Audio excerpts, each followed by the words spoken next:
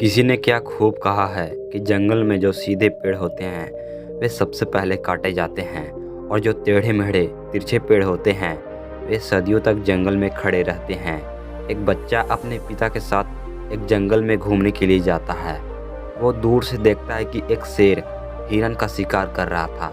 उस बच्चे के मन में इस दृश्य देखकर एक करुणा का भाव उदय होता है।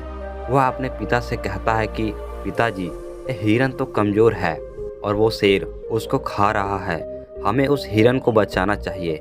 यह सुनकर पिता कहते हैं, लेकिन वह शेर भी तो भूखा है। अगर तुम हिरन को बचाओगे तो तुम शेर के लिए बुरे बन जाओगे। तो इस परिस्थिति में तुम क्या कर सकते हो?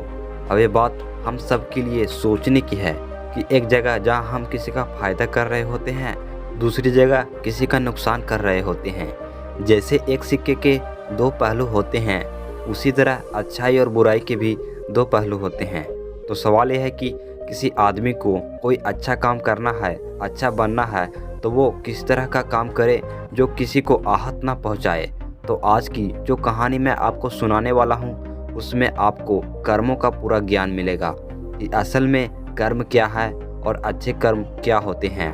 इससे पहले कि आप इस कहानी में मग्न हो जाएं, इस चैनल को सब्सक्राइब जरूर कर लें। तो चलिए कहानी शुरू करते हैं। बात उस समय की है जब गुरुकुल में शिक्षाएं हुआ करती थी। मतलब गुरुकुल में बच्चे सीखने के लिए जाते थे, वहीं पर रहते थे, वहीं पर प्रकृति का आनंद लेते थे और वहीं पर अपनी शिक्षाएं ग्रहण करते थे। ऐसे ही वेनवन गांव का मोहन नाम का एक युवक गुरुकुल में पढ़ाई करने के लिए जाता है। उसके माता पिता उसे बचपन में ही उस गुरुकुल में भेज देते हैं। गुरुकुल में जाने के बाद बहुत सालों तक वह अपने सहपाठियों के साथ बहुत अच्छी अच्छी शिक्षा ग्रहण करता है। उसे वहाँ पर जीवन के सिद्धांत सिखाए जाते हैं। उनमें से एक सिद्धांत ये सिखाया जाता है कि हमेशा भलाई का काम करो, अच्छा काम करो, सबकी मदद करो। ये ज्ञान मोहन के दिमाग में बहुत गहरे से बैठ गया था। इसीलिए जब वो वापस गुरुकुल से अपनी शिक्षा ग्रहण करके आया तो वो अपने गांव में सबकी मदद करता था, हर किसी का काम करता था। कोई भी युवक उससे कोई काम करने के लिए कहता तो वह मना नहीं करता था। जैसे जैसे समय बीतता गया, एक दिन उसने अपने कानों से छुपकर सुना कि गांव के कुछ युवक उसका मजाक बना रहे हैं। वे कह रहे हैं कि वह तो फ़ायदा उठाने के लिए है, उसके तो मज़े लो, उसका लाभ उठाओ, जितना हो सके उससे अपना काम कराओ। वो किसी के काम को मना नहीं करता और वो तो दूसरों के काम करने के लिए अपना काम भी छोड़ देता है। बताओ कितना मूर्ख है वो। ये सुनने के बाद मोहन के कानों में खून उतर आया। वो निष्पक्ष भाव से सबकी मदद करता था, सच्चे दिल से करता था। लेकिन बदले में उसे क्या मिला, ये सुनकर उसका दिल सहम गया और उसने मन ही मन में निश्चय किया कि आज के बाद वो किसी की भी मदद नहीं करेगा। और अब मोहन गांव का एक ऐसा युवक बन चुका था जो किसी की भी मदद नहीं करता था। चाहे कोई कितनी भी परेशानी में क्यों ना हो, मोहन को कोई फर्क नहीं पड़ता था। मोहन का यह बदलाव देखकर सब गांव वाले आश्चर्यचकित रह गए। कल तक जो दया का सागर था, कितना दयालु था, कुछ ही समय में इतना निर्दयी कैसे बन गया। यह देखकर मोहन के माता पिता को भी उसकी बहुत चिंता हुई। उन्होंने अपने बेटे से पूछा कि बेटा, ऐसा क्या बात हो गई, तुम इतना क्यों बदल गए हो? तो मोहन ने कहा, हाँ, इस ज़माने में किसी की भलाई करके कुछ हासिल नहीं होता। ये बात मैं महसूस कर चुका हूँ। मैंने जीवन में जितनी भी गुरुकुल में शिक्षा ग्रहण की, वे सारी बेकार चली गई, वह सारी बेअर्थ हो गई। क्योंकि यह संसार किसी का नहीं है। यहाँ सच्चे दिल से कोई किसी की मदद करते उसको बेवकूफ़ समझा जाता है। और यह कहते कहते मोहन वहीं पर रोने लगा। और इसके बाद मोहन बहुत परेशान रहने लगा। उसके माता पिता पहले वाले मोहन चाहते थे, वही मोहन चाहते थे जो सब लोगों की मदद करता था। लेकिन उनका बेटा कहीं दूर निकल चुका था। दिन प्रतिदिन हालत और भी गंभीर होती गई। एक दिन उनके माता पिता को पता चला कि पड़ोस के गांव में एक बौद्ध भिक्षु आया हुआ है और वो मानव स्वभाव के बारे में बहुत सारी बातें बता सकता है। इसलिए मोहन के माता पिता मोहन को लेकर उस बौद्ध भिक्षु के पास पहुंचते हैं। जब उस गांव में घुसते हैं तो एक औरत एक बौद्ध भिक्षु को बहुत जला कटा सुना रही थी। उसको वह कह रही थी कि इनको शर्म नहीं आती, भीख मांगने के लिए आ जाते हैं, सुबह सुबह अपना काम तो नहीं करते, दरवाजे पर आकर खड़े हो जाते हैं और पता नहीं ऐसी क्या क्या बातें। लेकिन बहुत बिच्छू तो भिक्षा मांगकर ही खाते हैं, उन्हें तो सब कुछ सहना पड़ता है। इसीलिए वह बहुत बिच्छू एकदम शांत खड़ा हुआ था। उसमें क्रोध का भाव तिनका मात्र भी नहीं था। और जब उस भिक्षुक को उस घर से भिक्षा नहीं मिली तो दूसरे घरों की तरफ निकल गया। यह सारा दृश्य मोहन भी देख रहा था। इसके बाद उसके माता पिता कुछ गांव वालों से पूछकर उस बौद्ध भिक्षु के ठिकाने पर पहुंचते हैं। वहां पर पहुंचकर देखते हैं कि यह वही बौद्ध भिक्षु था जो गांव से भिक्षा मांगकर वापस लौट आया था, जो गांव में भिक्षा मांग रहा था और जिसे वह औरत जली कटी सुना रही थी। उसे देखने के बाद मोहन और उसके माता पिता ने उसे प्रणाम किया और वो वहीं पर बैठ गए। उसके बाद मोहन के माता पिता ने सारी परिस्थिति बयां कर दी। उन्होंने अपने बेटे का जिक्र करते हुए बताया, यह हमारा बेटा पहले बहुत दयालु हुआ करता था, सबकी मदद करता था, लेकिन अचानक पता नहीं ऐसा क्या हुआ कि अब ये किसी की भी मदद नहीं करता। कोई इसके सामने मर भी रहा होता है तब भी बिल्कुल उसे पानी भी नहीं पिलाता। ऐसा स्वभाव हो गया है इसका। हम कुछ समझ नहीं पा रहे हैं कि यह बदलाव अचानक से हुआ कैसे। इससे पहले कि वो बौद्ध भिक्षु कुछ जवाब देता, वो औरत जो गांव में उसको जली कटी सुना रही थी, वह अपने बेटे को लेकर वहीं पर पहुंच जाती है और हाथ जोड़कर प्रार्थना करने लगती है कि मेरा बेटा बहुत बीमार है, अचानक से बुखार आया और गांव के कुछ लोगों ने बताया कि आप इसकी मदद कर सकते हैं, कृपया करके मेरे बेटे को ठीक कर दीजिए। यह सुनकर वह बौद्ध भिक्षु उस बच्चे को उपचार करने में लग जाता है और कुछ ही देर बाद औषधियाँ देने के बाद बिल्कुल स्वस्थ हो जाता है। यह सब देखकर वह औरत उसे कुछ भिक्षा देकर प्रणाम करके वापस लौट जाती है। यह सारा दृश्य मोहन भी देख रहा था। मोहन के मन में एक सवाल उठ रहा था और जब वो इसका जवाब नहीं ढूंढ पाया तो उसने उस भिक्षु से पूछा, शायद आपने पहचाना नहीं, यह वही औरत थी जो आपको जली कटी सुना रही थी, जो आपको गांव में भिक्षा देने से मना कर रही थी। शायद आपने पहचाना नहीं, नहीं तो आप उसकी मदद नहीं करते।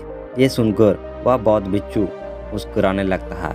उसके बाद वह बौद्ध भिक्षु मोहन को बताता है कि दूसरों की मदद या अच्छाई करने से कुछ अवस्थाओं में दुख मिलता है, लेकिन तुम अगर कर्मों का सिद्धांत समझ लेते हो तो अच्छाई और बुराई इसके सारे भेद तुम्हारे सामने स्पष्ट हो जाएंगे। मैं भली भांति जानता था कि ये वही औरत है, लेकिन मैंने बिना कोई द्वेष का भाव रखे हुए वही किया जो मेरा कर्तव्य था। जब आप किसी की भलाई या किसी की अच्छाई बिना किसी लालच के करते हो, बिना किसी बदले के करते हो, बिना किसी द्वेष के करते हो, वही अच्छाई होती है। लेकिन अक्सर हम लोग जब किसी की मदद करते हैं तो हमारे मन में यही भावना बन जाती है कि बदले में वे इंसान भी हमारी मदद करे, लेकिन ज़रूरत पड़ने पर जब वो हमारी मदद नहीं करता तो हमें दुख होता है। इसीलिए किसी भी इंसान के साथ बिना कुछ पाने के भाव से उसका भला करो और उतना ही भला करो जितना तुम्हारा सामर्थ्य हो, मतलब तुम्हारी आर्थिक और शारीरिक क्षमता के हिसाब से, ताकि कल को अगर वे इंसान तुम्हारे साथ बुरा व्यवहार करे तो तुम्हें उसका खेद ना हो, उसका पछताप ना हो कि मैंने उसके लिए तो इतना कुछ कर दिया और वे मेरे साथ अब ऐसा व्यवहार कर रहा है। इसीलिए किसी का उतना ही भला करो जिससे तुम आहत ना हो। दूसरी बात, किसी दूसरे परिवार के झगड़े के बीच में तुम कभी मत पड़ना। अगर कोई पति पत्नी आपस में लड़ रहे हैं और वो पति अपनी पत्नी को पीट रहा है और तुम उसे बचाने के लिए पहुंच जाते हो कि तुम भाई औरत को क्यों पीट रहे हो, तो ऐसा करना तुम्हें संकट में डाल सकता है, क्योंकि वही औरत जिसके तुम मदद करने के लिए गए हो वो ये कह सकती है कि हमारे आपस की बात है, तुम्हें इससे क्या लेना देना, और इसका तुम्हारे पास कोई जवाब नहीं होगा। इसीलिए दूसरे के फटे में कभी टांग मत अड़ाना। अगर ऐसी परिस्थिति कभी पैदा हो जाए, कोई तुमसे मदद मांगे तो दरबारी तो खबर पहुंचा दो, अदालत उसका फैसला करेगी। तीसरी बात, अपने विवेक का इस्तेमाल करो। अपनी आंखें खोल कर देखो कि किसे वास्तविक रूप में मदद की ज़रूरत है और कौन ढोंग कर रहा है, क्योंकि अक्सर लोग दया का पात्र होने का दिखावा करके आपको बेवकूफ़ बनाकर आपसे मदद ले लेते हैं। जैसे कि आज के युग में हम बहुत सारी जगहों पर देखते हैं, बस अड्डों, रेलवे स्टेशन पर बहुत सारे छोटे छोटे बच्चे भीख मांग रहे होते हैं। अब उसमें दो परिस्थिति पैदा होती है। अगर आप उनको भीख देते हो तो आप भीख मांगने को बढ़ावा देते हो, अगर भीख नहीं देते हो तो वह बच्चा शायद आज खाना भी न खा पाए। इसीलिए ऐसी स्थिति में आपको अपने विवेक का इस्तेमाल करना चाहिए। आप उसको पैसे देने के बजाय खाना खिला सकते हो या कुछ किताबें भी दिला सकते हो। इसीलिए सही तरीके से मदद करने के लिए विवेक का होना बहुत ज़रूरी है, वरना तो आपके धन का दुरुपयोग ही होगा। और एक बात जो समझने की है कि किसी की भलाई करनी है तो खुद की भलाई करो, क्योंकि अगर तुम खुद जीवंत हो गए, अगर तुम खुद बदल गए तो पूरा ज़माना अपने आप ही बदल जाएगा।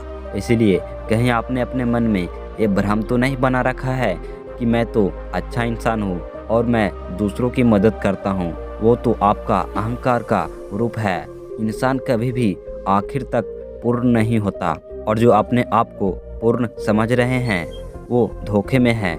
इसीलिए दूसरों को बदलने के बजाय खुद को बदलने पर ध्यान दें, और इसके लिए आपको भीड़ में अकेला रहना सीखना होगा। आप सबके साथ हैं, आप सब में उपस्थित हैं, लेकिन आप अंदर से एकांत हैं, आप अंदर से शांत हैं, अंदर से आप मौन हैं। जब आप अपने एकांत को देख लेते हो तो आपकी अंतर यात्रा चालू हो जाती है। अपने अंदर के एकांत का आनंद उठाने के लिए आपको ध्यान में उतरना होगा। आपको रोज़मर्रा की ज़िंदगी में ध्यान को एक हिस्सा बनाना होगा, ध्यान को वक्त देना होगा। उसके बाद आप पाएंगे कि आपके अंदर के एकांत के समान आनंद इस दुनिया के किसी भोग में नहीं है, किसी वस्तु में नहीं है, किसी वासना में नहीं है। नदी के किनारे पड़ा हुआ छोटा सा पत्थर भी उस नदी के भाव से कट कट कर बहुत मुलायम हो जाता है, उसमें कोई दरार, कोई कोना नहीं बचता। उसी तरह ध्यान के निरंतर बहाव में बहने से उसी तरह निर्मल हो जाता है, जिसके बाद हम किसी भी चीज़ को महसूस कर सकते हैं, जिसके बाद हम वर्तमान का मतलब समझते हैं, जिसके बाद हमारे अंदर करुणा का उदय होता है, वो करुणा जो किसी भी विषय वस्तु से नहीं जुड़ी हुई।